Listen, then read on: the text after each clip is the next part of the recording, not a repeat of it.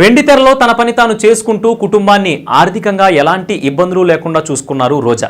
ఆ తరువాత ప్రతిష్టాత్మకమైన రాజకీయాల్లోకి ఎలా అడుగుపెట్టారు? ఆమె ఏ పార్టీ తరపున రాజకీయ అరంగేట్రం చేశారు? రోజా తమిళ డైరెక్టర్ సెల్వమణిని వివాహం చేసుకున్న తరువాత వరుసగా సినిమాలు చేయకుండా సంవత్సరానికి 2 సంవత్సరం మొదటి ప్రచారంలోనే రోజా ఫేమస్ అవ్వడంతో అప్పటి ముఖ్యమంత్రిగా ఉన్న నారా చంద్రబాబు నాయుడు రాష్ట్రమంతటా ప్రచారం చేయమని కోరారు. చంద్రబాబు కోరిక మేరకు రాష్ట్ర వ్యాప్తంగా టీడీపీ తరపున ప్రచారం చేశారు రోజా. అలా ప్రచారం చేసిన రోజాకు చంద్రబాబు నాయుడు ఆమె కష్టాన్ని గుర్తించి టీడీపీ రాష్ట్ర మహిళా వింగ్ అధ్యక్షురాలిగా నియమించారు. ఆ తరువాత అదే పార్టీ తరపున 2004 ఎన్నికల్లో రోజా నగర నియోజకవర్గం నుంచి పోటీ చేసి కాంగ్రెస్ పార్టీ అభ్యర్థి రెడ్డివారి చెంగారెడ్డి మీద 6,000 ఓట్ల తేడాతో ఓటమి చెందారు. ఇంకా రెండవసారి చంద్రబాబు నాయుడు సొంత నియోజకవర్గమైన చంద్రగిరి నియోజకవర్గంలో 2009 ఎన్నికల్లో పోటీ చేసి కాంగ్రెస్ పార్టీ అభ్యర్థి గల్లా అరుణకుమారి చేతిలో సుమారు 10,000 ఓట్ల తేడాతో ఓటమి చెందారు రోజా. తాను పోటీ చేసిన ప్రతిసారి అధిష్టానం తనను వేరే నియోజకవర్గాల నుంచి పోటీ చేయించి తాను ఓటమి చెందేలా చేశారని విమర్శలు చేశారు. టీడీపీలో మహిళా నాయకురాలిగా తనకు మంచి పేరు వస్తుండడంతో తనను తొక్కాలని పార్టీలో ఉన్న కొంతమంది ప్రయత్నాలు చేశారని రోజా మండిపడిన సందర్భాలు చాలా ఉన్నాయి. ఈ విషయాన్ని రోజా చంద్రబాబు నాయుడు దగ్గర చెప్పారు. 2009లో కాంగ్రెస్ పార్టీ అధికారంలోకి రావడంతో రోజా అప్పటి ముఖ్యమంత్రి వైఎస్ రాజశేఖర రెడ్డి సమక్షంలో కాంగ్రెస్ పార్టీలో చేరారు. అయితే ఆ సమయంలో వైఎస్ అకాల మరణం చెందడంతో కొన్ని రోజులకు ఆయన కుమారుడు వైఎస్ జగన్మోహన్ రెడ్డి సమక్షంలో వైఎస్ఆర్ కాంగ్రెస్ పార్టీ తీర్థం పుచ్చుకున్నారు రోజా. అప్పటి నుంచి జగన్ కు వెన్నంటే నడిచారు. రాష్ట్ర స్థాయిలో మహిళా నాయకురాలిగా గుర్తింపు తెచ్చుకున్నారు. తెలుగు రాష్ట్రాలు విభజన జరిగిన తర్వాత 2014లో ఎన్నికలు జరిగాయి. ఆ ఎన్నికల్లో తెలుగుదేశం వైఎస్ఆర్ కాంగ్రెస్ పార్టీల మధ్య ప్రధాన పోటీ నడిచింది.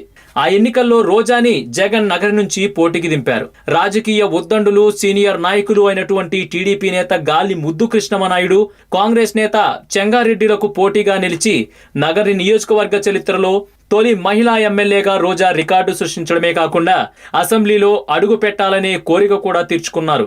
అయితే రోజా కోరిక నెరవేరినప్పటికీ ఆమె పోటీ చేసిన వైసీపీకి 67 అసెంబ్లీ సీట్లు మాత్రమే రావడంతో ప్రతిపక్షంలో చేరింది. ఇక అప్పటి నుంచి తనదైన వాక్చాతుర్యంతో అసెంబ్లీలో చంద్రబాబు అండ్ కోలపై నిప్పులు చెరిగారు. నగర నియోజకవర్గంలో 26 గ్రామాలు, 5 మండలాలు, 2 మున్సిపాలిటీలు ఉన్నాయి.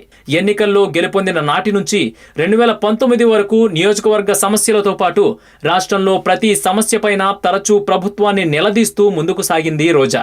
ఏపీ అసెంబ్లీలో ప్రతిపక్ష పార్టీ మహిళా నాయకురాలిగా ప్రభుత్వానికి చుక్కలు చూపించిన ఏకైక ఎమ్మెల్యేగా కూడా రోజా చరిత్రలో నిలిచిపోతారేమో. ఎందుకంటే ప్రజల సమస్యపై ప్రభుత్వంపై పోరాటం చేస్తున్న ఆమెపై పలు ఆరోపణలు మోపి ఏకంగా సంవత్సర కాలం పాటు అసెంబ్లీ సమావేశాలకు హాజరు కాకుండా సస్పెండ్ చేసింది అప్పటి చంద్రబాబు సర్కార్.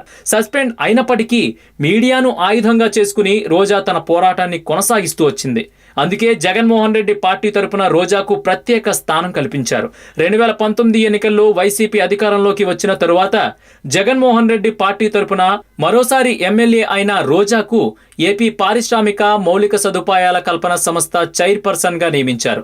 వాస్తవానికి జగన్ కేబినెట్ లో రోజాకు కీలక మంత్రి పదవి దక్కుతుందని సోషల్ మీడియాలో వార్తలు పుట్టుకొచ్చాయి. కానీ పలు సమీకరణాల కారణంగా ఆమెకు మంత్రి పదవి దక్కలేదు. అందుకే ఏపీఐఐసి అప్పజెప్పారు జగన్మోహన్ రెడ్డి. ఇటీవల జరిగిన అసెంబ్లీ సమావేశాల్లో ప్రతిపక్షంలో ఉన్న చంద్రబాబు నాయుడు గతంలో చేసిన అక్రమాలపై మరోసారి కన్నెర్ర చేశారు రోజా. చిత్ర పరిశ్రమల్లో రోజా ఎలాంటి వివాదాల్లోనూ చిక్కుకోలేదు. కేవలం తన కుటుంబం ఆర్థికంగా ఎదగడానికి నిరంతరం శ్రమించేవారు. అయితే ఆమె రాజకీయ అరంగేట్రం చేసిన తరువాత వివాదాలకు కేర్ ఆఫ్ అడ్రస్గా నిలిచారు. తెలుగుదేశం పార్టీలో ఉన్నప్పుడు కాంగ్రెస్ పార్టీని, వైసీపీలో ఉన్నప్పుడు చంద్రబాబుని టార్గెట్ చేసుకుని విమర్శలు చేసి వివాదాల్లో కూడా చిక్కుకున్నారు.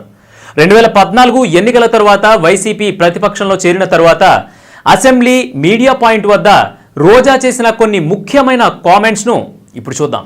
తెదేపా ఎమ్మెల్యే పీతల సుజాతపై వ్యక్తిగత కామెంట్స్ చేసి రోజా వివాదాల్లో చిక్కుకున్నారు.